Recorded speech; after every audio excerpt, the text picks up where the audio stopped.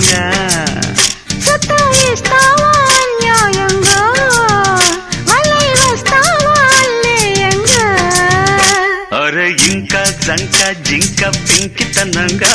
అదో బంక సింగారంగా సిగ్గుపడంగా ఎలా ఇంకా